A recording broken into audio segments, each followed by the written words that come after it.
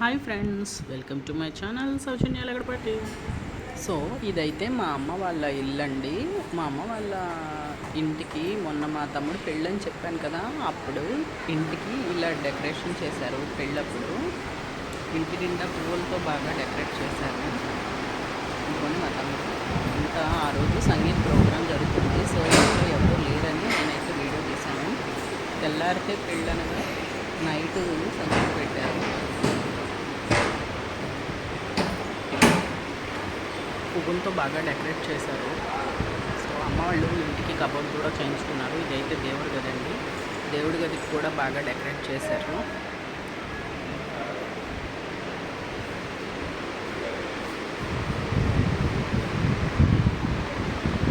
పెళ్లి మండపానికి వెళ్ళే ముందు ఏం మర్చిపోకూడదని తెచ్చిన సామాన్ అంతా దేవుడి గదిలో చదువుకున్నాము.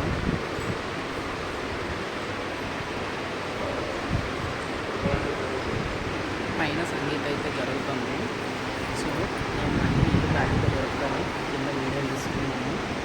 పైకి వెళ్ళే ముందు కిందంతా వీడియో తీసి పైకి వెళ్ళాను. వీలైతే ఆ పిక్స్ కూడా చూపించడానికి ట్రై చేస్తాను.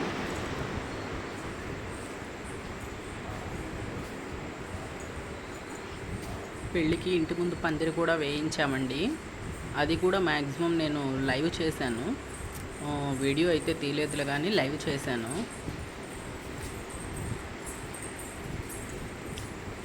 ఇల్లంతా లైట్స్తో బాగా అమర్చారు.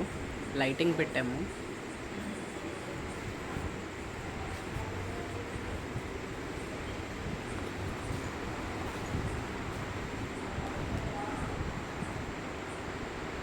తెల్లారితే పెళ్ళి కదా, ఇంటికి చుట్టాలు చాలామంది వస్తారని ఇంటి నిండా కుర్చీలు అయితే వేయించాము. ఎందుకంటే వచ్చిన వాళ్ళకి ఇంట్లో ఉండే కుర్చీలు సరిపోవు, అందుకని.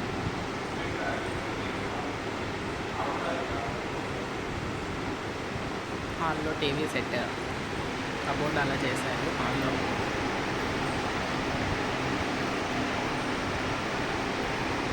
ఫ్రిడ్జ్ యాక్చువల్లీ ఆర్డర్ పెట్టాము. పెళ్ళి టైంకి రాలేదు. ఒక 2 days లేట్గానే వచ్చింది.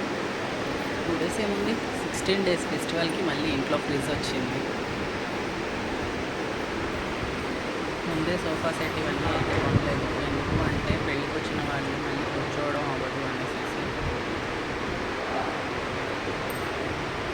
ఈ ఫోటోలో ఉన్నాడు పెళ్ళి ఇప్పుడు జరిగేది. ఫోటోలో ఉన్నాడు ఎవడో అనుకుంటారు, ఆడేవాడు.